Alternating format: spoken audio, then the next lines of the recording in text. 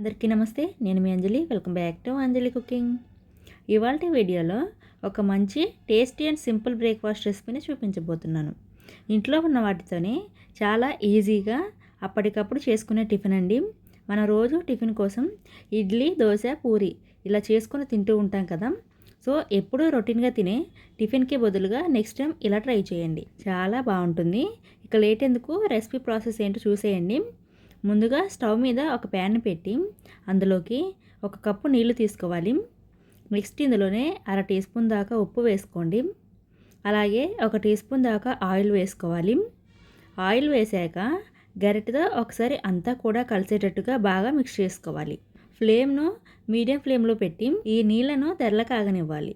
So చూసారు కదా, నీళ్ళు ఇలా తెరల కాగుతున్నప్పుడు ఫ్లేమ్ను సిమ్లో ఉంచి నెక్స్ట్ ఇందాక మనం ఏ కప్పుతో నీళ్లు తీసుకున్నామో అదే కప్పుతో 1 కప్పు పొడి బియ్యం పిండి వేసుకొని కంటిన్యూస్గా కలుపుతూ ఉండండి.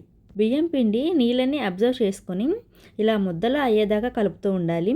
ఒకవేళ మీకు ఇంకా ముద్ద అవ్వకుండా పొడి పొడిగా ఉంటే కొన్ని నీళ్లు చిలకరించేసి బాగా మిక్స్ చేసుకోండి. ఇలా ముద్ద అయ్యాక ఈ ముద్ద ప్యాన్ నుండి సపరేట్ అయ్యేదాకా కలుపుతూ ఉండండి.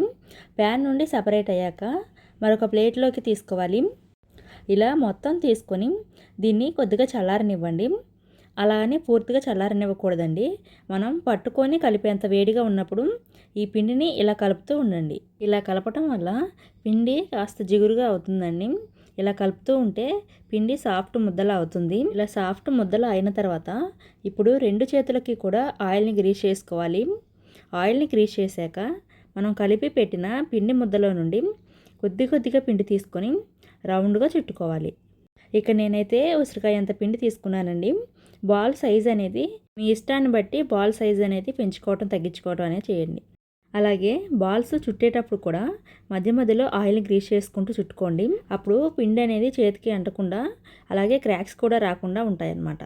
సేమ్ మనం తయారు చేసిన పిండి అయిపోయేంత వరకు కూడా ఇదే ప్రాసెస్ను కంటిన్యూ చేస్తూ ఇలా అన్ని బాల్స్ని కూడా చుట్టు పెట్టుకోవాలి. ఇక్కడ నేను తీసుకున్న 1 కప్పు పిండికి ఇన్ని బాల్స్ అయితే వచ్చాయండి. ఇప్పుడు వీటిని స్టీమ్ చేసుకోవాలి. అందుకోసం స్టవ్ ఆన్ చేసి అడుగు మందంగా ఉండే గిన్నెను పెట్టి అందులోకి స్టీమింగ్కి సరిపడా నీళ్లు పోసి మధ్యలో స్టాండ్ కూడా పెట్టి ఈ స్టాండ్ మీద మరొక ప్లేట్ను ఉంచి ఈ ప్లేట్కి అడుగున అంచులకి కూడా ఆయిల్ని గ్రీస్ చేసుకోవాలి. ఆయిల్ని గ్రీస్ చేశాక ఇప్పుడు మనం ప్రిపేర్ చేసి పెట్టుకున్న బాల్స్ అన్నింటినీ కూడా ఈ ప్లేట్లోకి తీసుకోవాలి.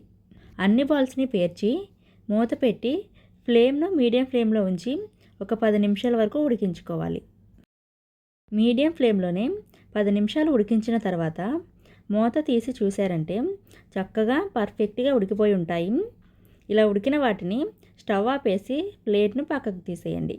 నెక్స్ట్ స్టవ్ ఆన్ చేసి ప్యాన్ పెట్టి ఈ ప్యాన్లోకి 1 టేబుల్ స్పూన్ దాకా ఆయిల్ పోసుకోవాలి. ఆయిల్ వేడయ్యాక 1 టీ స్పూన్ దాకా మినపప్పు అలాగే 1 టీ స్పూన్ దాకా పచ్చిశనగపప్పు వేసుకొని ఫస్ట్ వీటిని లైట్గా ఫ్రై చేసుకోవాలి. మినపప్పు, శనగపప్పు లైట్గా ఫ్రై అయిన తర్వాత నెక్స్ట్ 1/2 టీ స్పూన్ దాకా జీలకర్ర, 1/2 టీ స్పూన్ దాకా ఆవాలు, 2 లేదా 3 పచ్చిమిర్చిని ఇలా చిన్న చిన్న ముక్కలుగా కట్ చేసి వేయండి. ఈ తాలింపు మొత్తం కూడా దోరగా వేయించుకోవాలి. దోరగా వేగిన తర్వాత ఇందాక మనం ఆవిరి మీద ఉడికించుకున్న బాల్స్ అన్నింటినీ కూడా ఇందులోకి వేసుకోవాలి. బాల్స్ మొత్తం వేసి తాలింపులో వీటిని మంచిగా కలిసేటట్టుగా కలుపుకోవాలి.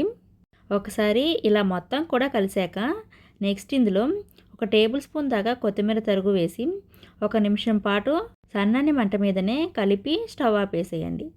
1 నిమిషం పాటు వేయిస్తే సరిపోతుందండి. కొత్తిమీర ఫ్లేవర్ అనేది ఈ బాల్స్కి బాగా పడుతుంది. అలాగే ఈ ప్రాసెస్ మొత్తం కూడా లో ఫ్లేమ్లోనే జరగాలి, లేదంటే తాలింపు మాడిపోయే ఛాన్స్ ఉంటుంది. కాబట్టి లో ఫ్లేమ్లోనే చక్కగా దోరగా వేయించుకోవాలి. సో అంతేనండి, చాలా సింపుల్ అండ్ టేస్టీగా కొత్తగా అందరికీ నచ్చేలాగా బియ్యం పిండితో ఒక మంచి హెల్దీ బ్రేక్ఫాస్ట్ అయితే రెడీ అయింది. ఈ టిఫిన్కి బెస్ట్ సైడ్ కాంబినేషన్ వచ్చేసి పల్చటి టమాటా చట్నీ అండి. ఈ రెండింటి కాంబినేషన్ అయితే చాలా బాగుంటుంది. అయితే పల్చటి టమాటా చట్నీ రెసిపీ మీరు కూడా ట్రై చేయాలి అంటే మన ఛానల్లో పోస్ట్ చేసామండి. ఒకసారి చెక్ చేయండి. అది కూడా 10-15 నిమిషాలు మాత్రమే ప్రిపేర్ చేసుకోవడానికి టైం పడుతుంది. అలాగే ఈ వీడియో నచ్చితే లైక్ చేసి ఈ వీడియోను మీ ఫ్రెండ్స్ అండ్ ఫ్యామిలీకి షేర్ చేయండి. మా ఛానల్ను సబ్స్క్రైబ్ చేసుకోండి. Thank you for watching.